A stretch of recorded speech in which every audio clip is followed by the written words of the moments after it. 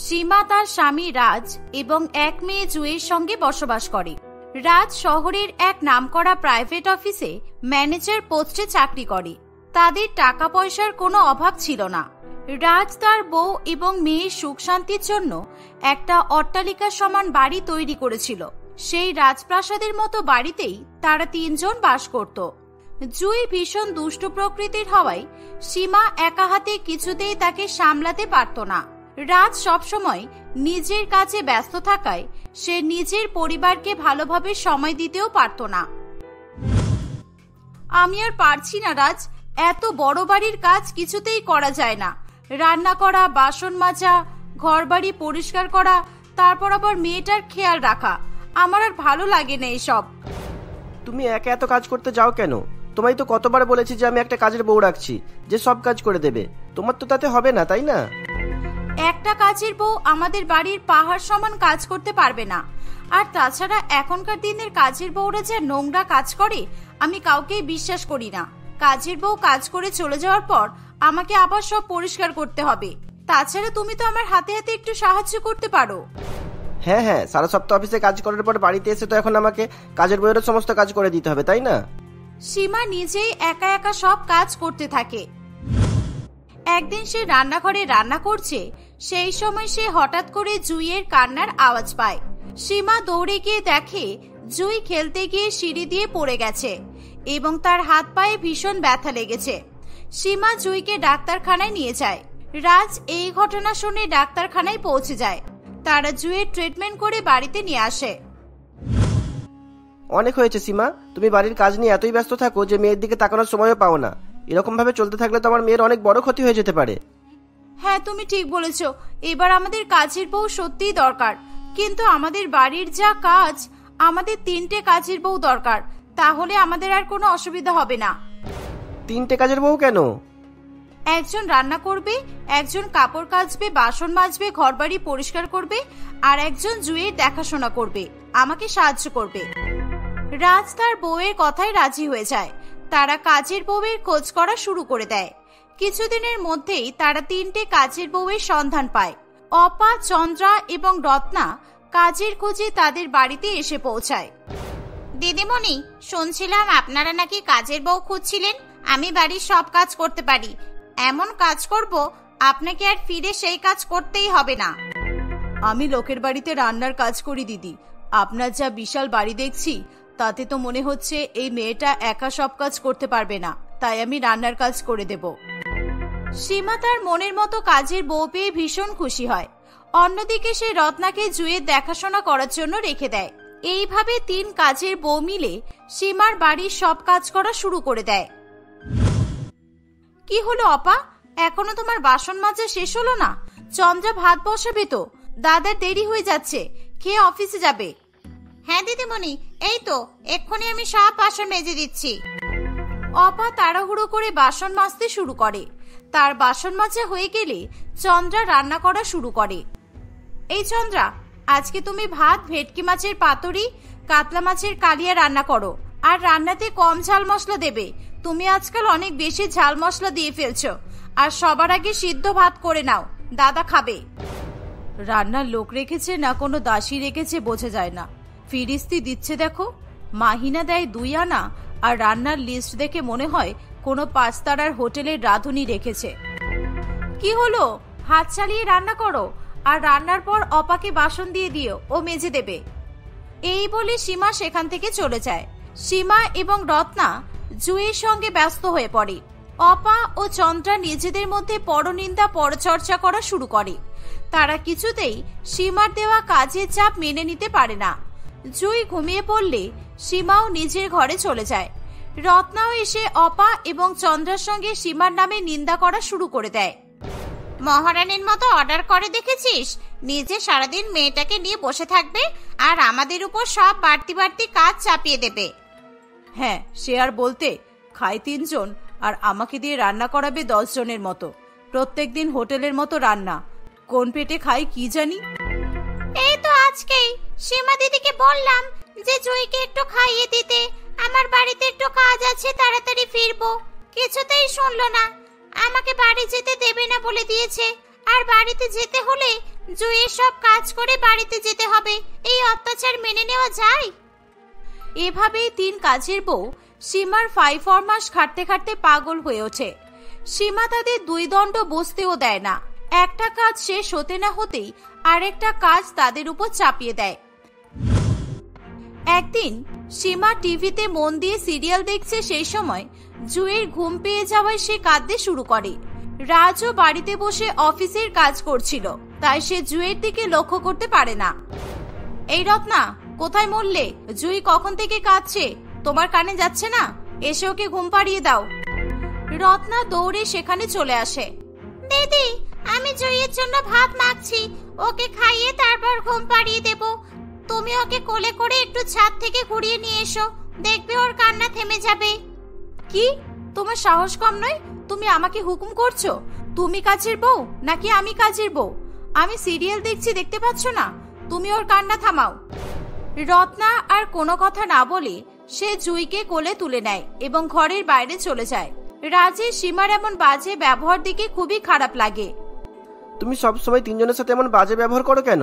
ওরা সবসময় তো তোমার সব কাজ করে দেয়, আর তুমি শুধু ওদের দিয়ে এক্সট্রা করে কাজ করাও। তুমি আর ওদের হয়ে সাফাই গেও না তো। আমি কি ওদের মুখ দেখে মাহিনা দেব নাকি? যেমন টাকা দেব তেমনই সব টাকা আদায় করে নেব। কেউ আজকাল আর কাজের বউদের দয়া দেখিয়ে কম কাজ করায় না। কাজ কম থাকলে ওদের গায়ে বেশি চর্বি হয়ে যাবে, বুঝলে? যা ইচ্ছা করো, এরা কাজ ছেড়ে দিলে এমন 3 জন কাজের বউ আর কখনোই পাবো না, মনে থাকে জানো। সীমা রাজের কোনো কথা শোনে না। একদিন সীমার ভাই রতন তাদের বাড়িতে ঘুরতে আসে। সীমা তার ভাইকে দেখে ভীষণ আনন্দ পায়। রতন কাজের সূত্রে বাইরে থাকায় সে শহরে আসতে পারত না। রতন, তোকে কতদিন পর দেখলাম ভাই, তুই কেমন আছিস? আর বলিস না দিদি, কাজের চাপে তোদের সাথে যোগাযোগ করার সময়ই পাই না। কলকাতায় একটা কাজের জন্য এসেছিলাম, তাই ভাবলাম তোদের সাথে দেখা করে যাই। জামাইবাবু তো দেখছি ভালোই বাড়ি বানিয়েছে, তাই এত বড় বাড়ি সামলাস কি করে? তো জামাইবাবু আমার সুবিধার জন্য 3টে কাজের বউ রেখেছে। আমি রাজরানীর মতো তাদের উপর হুকুম চালাই, আর ওরা আমার সব কাজ করে দেয়। তা তো বেশ ভালোই, তোকে জামাইবাবু খুবই ভালোবাসে মনে হয়। হ্যাঁ রে, ঠিক বলেছিস। চল, আমি তোকে আমার বাড়ি ঘুরিয়ে দেখাই। আসলে এত বড় বাড়ি আমি আর আমার মেয়ে তো মাঝে মাঝে হারিয়ে যাই। সীমা রতনকে বাড়ি দেখাতে নিয়ে যায়। সীমার 3 কাজের বউ রতনকে অনেক অতিথি আপ্যায়ন করে। চন্দ্রা সীমার কথা মতো ভালো রান্না করে রতনকে খাওয়ায়। রতন অনেকক্ষণ তার বোনের সঙ্গে গল্প করে বাড়ি চলে যায়। এভাবেই দেখতে দেখতে কয়েকদিন কাটে।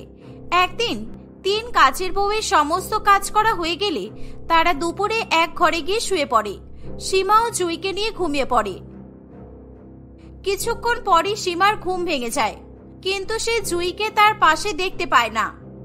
জুঁই, জুঁই কোথায়? এই তো আমার পাশেই ঘুমাচ্ছিল। মেয়েটা কোথায় গেল? নিশ্চয়ই কাজের বউদের ঘরে গেছে। সীমা অপা, চন্দ্রা ও রত্নার ঘরে চলে যায়, কিন্তু সে জুঁইকে কিছুতেই খুঁজে পায় না। সীমা ভীষণ চিন্তায় পড়ে যায়। সে অপা, চন্দ্রা এবং রত্নাকে ডেকে ঘুম থেকে তোলে। তোমরা 3 জন মোষের মতো ঘুমাচ্ছ, আর আমি আমার মেয়েকে সারা বাড়িতে খুঁজে পাচ্ছি না। আমি তোমাদেরকে কি করতে কাজে রেখেছি?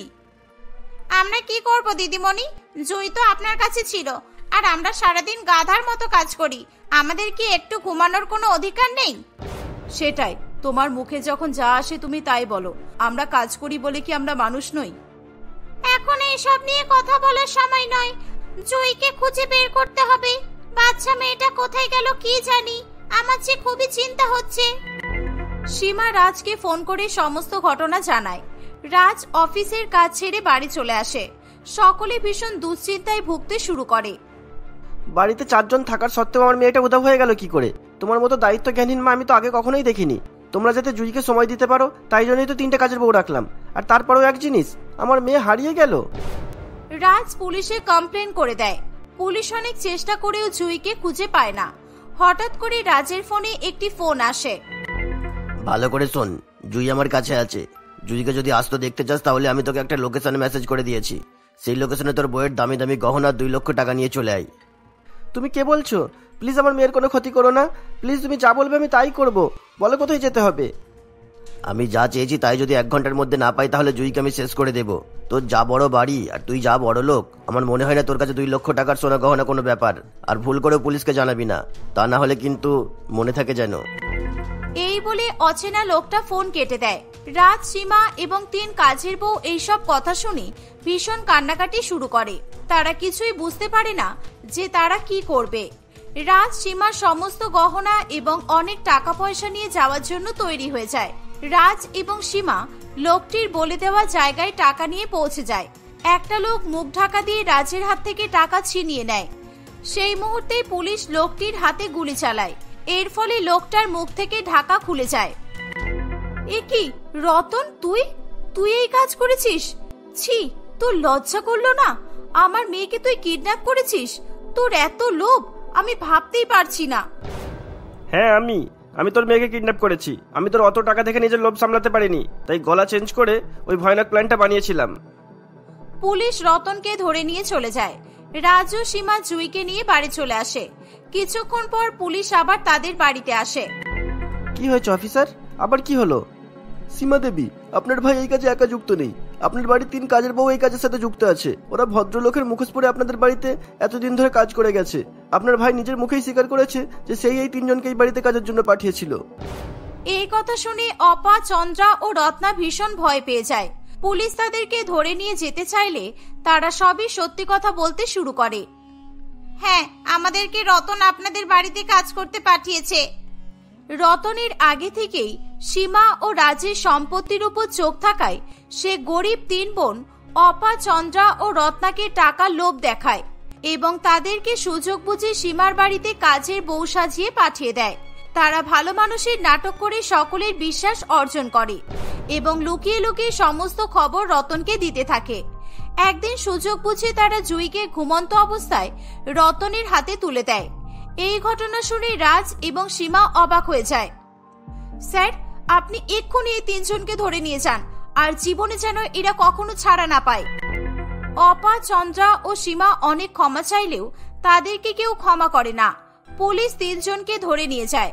সীমা আর কখনো নিজের বাড়িতে কাজের বউ রাখে না। সে একা একাই বাড়ির সমস্ত কাজ করে। এভাবেই তারা সবাই মিলে হাসি খুশি বসবাস করতে থাকে। এই বছরের ক্রিসমাসে বনি এবং তার 4 বোন Christmas special Santa Claus dress পরে দিনটা পালন করবে বলে ঠিক করে। তাই তারা তাদের জমানো কিছু টাকা দিয়ে নিজেদের জন্য 5টা সান্তা ক্লজ ড্রেস কিনতে চলে যায়। দোকানে গিয়ে বিভিন্ন ধরনের সুন্দর সুন্দর সান্তা ক্লজ ড্রেস দেখে তারা নিজেদের জন্য সেগুলো পছন্দ করে। দাদা, আমরা এই 5টা সান্তা ক্লজ ড্রেস কিনতে চাই। একটু দরদাম করে দাম ঠিক হয়ে গেলে এই ড্রেসগুলো আমরা নিয়ে নেব। কত দাম এই সান্তা ক্লজ ড্রেসগুলোর? এই সান্তা ক্লজ ড্রেসগুলোর প্রত্যেকটা 2000 টাকা করে দাম আছে। আর এখন বাজারে এই ড্রেসগুলোর খুবই ডিমান্ড। বিশেষ করে তোমরা যে 5টা ড্রেস সিলেক্ট করেছো সেগুলো একেবারে ইউনিক। তাই যদি কিনতে হয় এক্ষুনি কিনে নাও, তা না হলে বিক্রি হয়ে যাবে। সান্তা ক্লজ ড্রেসগুলোর এত দাম কেন গো? তুমি একটা ড্রেসের যে দাম বলছো, তাতে মনে হচ্ছে সান্তা ক্লজ নিজে এসে এই ড্রেসগুলোর মধ্যে খুব দামি দামি গিফট রেখে গেছে। সেই কারণে এই ড্রেসগুলোর এত দাম। আমাদের মতো গরিব মানুষদের এত দাম দিয়ে এই ড্রেস কেনা তো সম্ভব নয়। তোমরা 5 জন যখন দামি সান্তা ক্লজ ড্রেস নেবেই না, তাহলে আমার দোকানে এলে কি জন্য? বেকার আমার বিক্রি বাটার সময় সময়টা নষ্ট করে দিলে। যত সব ফালতু গরিব মানুষগুলো কোনো ক্ষমতা নেই, তবু সান্তা ক্লজ ড্রেস কিনতে চলে এসেছে। শ্যামল বাবুর এসব কথা শুনে গরিব 5 বোনের ভীষণ পরিমাণে মন খারাপ হয়ে যায়। তারা যা টাকা নিয়ে এসেছিল তাতে তাদের একটা সান্তা ক্লজের ড্রেস পর্যন্ত হয় না। 5টা সান্তা ক্লজের ড্রেস তো অনেক দূরের কথা। তাই 5 বোন মিলে মন খারাপ করে বাড়ি ফিরে আসে। 5 বোনে মন খারাপ করে তার মা রত্নার কাছে যায়।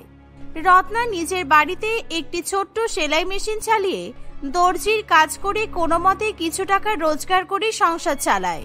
এর ফলে সে সবসময় তার 5 মেয়েকে প্রয়োজনীয় জিনিসপত্র পর্যন্ত কিনে দিতে পারে না। আচ্ছা মা, আমাদের কি ক্রিসমাস পালন করার কোনো অধিকার নেই? আমরা গরিব বলে সবাই আমাদের সাথে এরকম শিয়াল কুকুরের মতো ব্যবহার কেন করে? হ্যাঁ মা, সত্যি দিদি একেবারে ঠিক বলেছে। আমাদের 5 বোনের কবে থেকে ইচ্ছে ছিল আমরা ক্রিসমাসের দিন সান্তা ক্লজের মতো জামা কাপড় পরবো।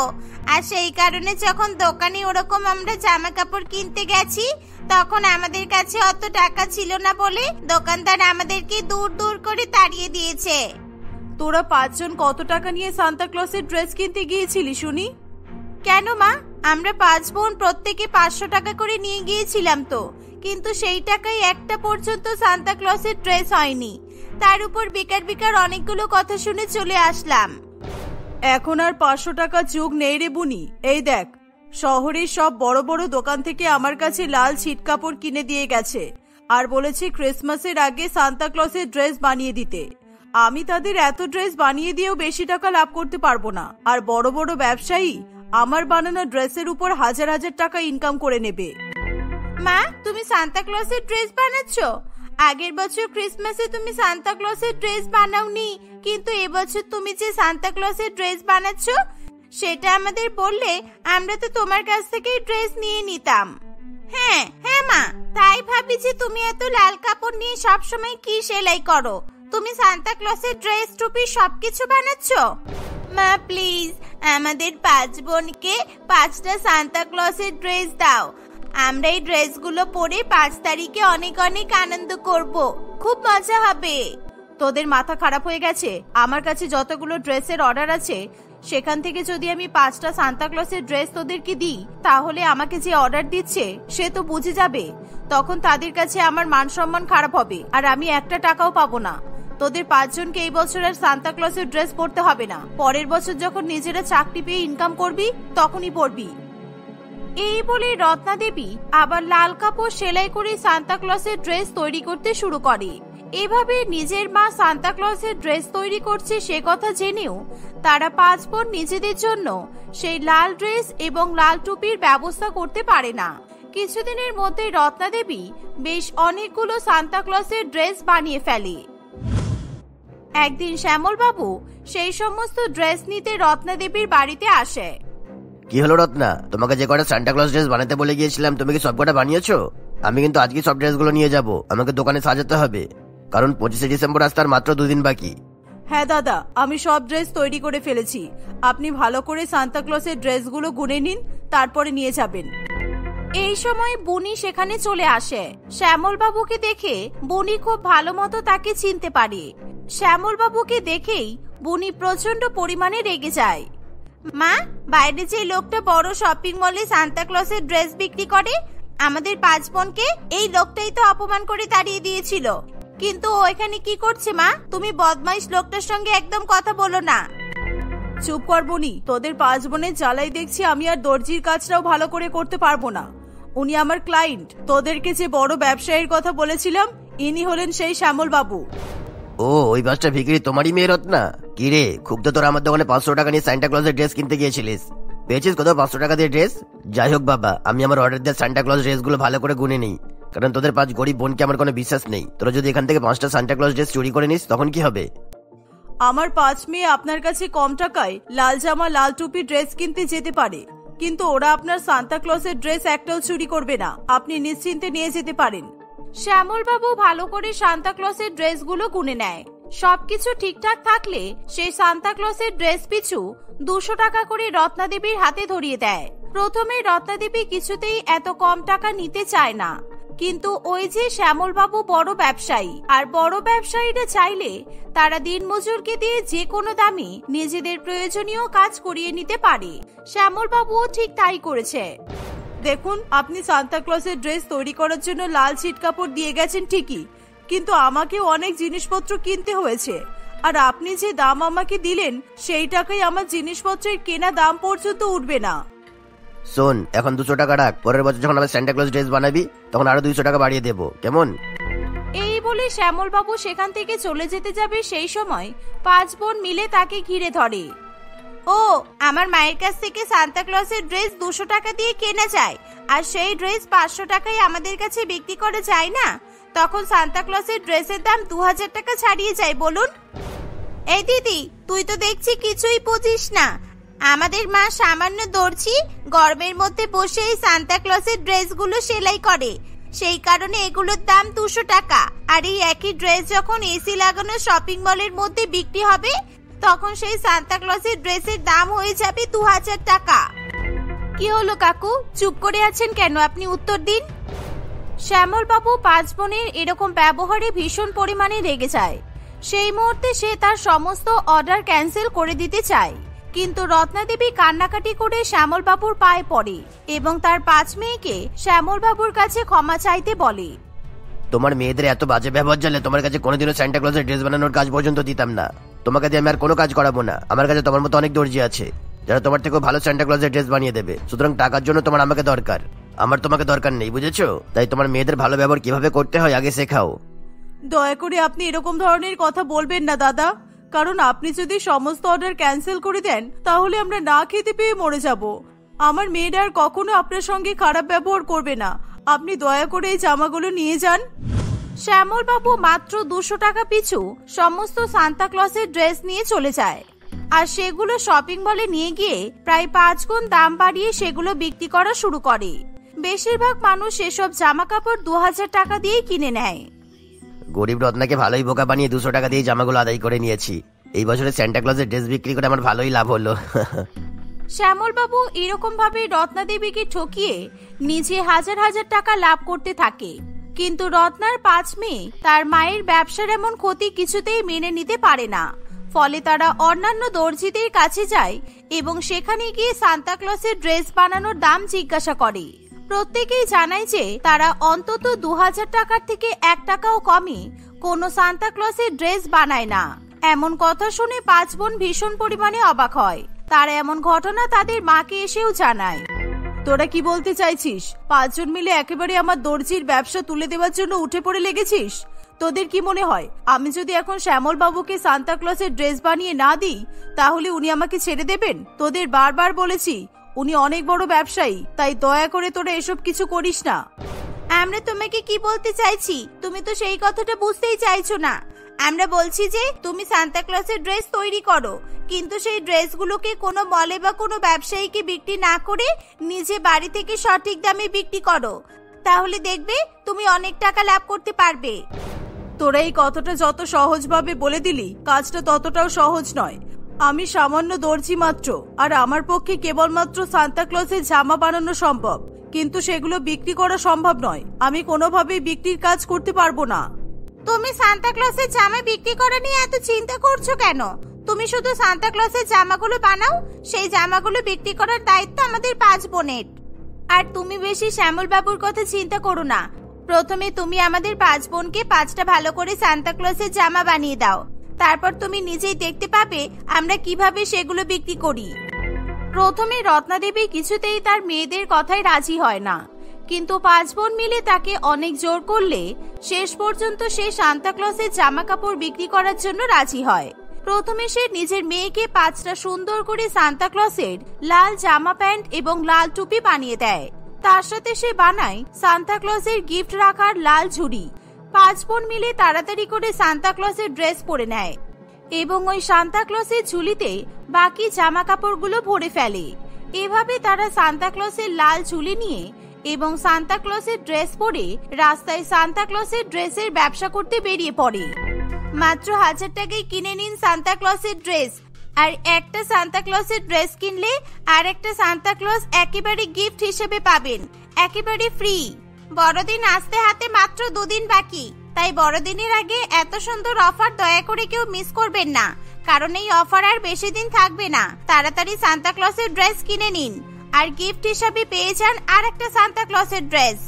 5 বোনের এরকম সান্তা ক্লজের ড্রেস পরে জামা কাপড় বিক্রি করার অভিনব পদ্ধতি দেখে সকলে ভীষণ পরিমাণে পছন্দ করে। ফলে তারা সান্তা ক্লজের ড্রেস কেনার জন্য 5 বোনের কাছে চলে যায়। সকলে মিলে ভিড় করে 1000 টাকা দিয়ে 5 বোনের কাছ থেকে সান্তা ক্লজের ড্রেসগুলো কিনে ফেলে। প্রথম দিনই তাদের অনেক টাকা লাভ হয়। তারা রাত্রিবেলা খুশি হয়ে বাড়িতে ফিরে আসে।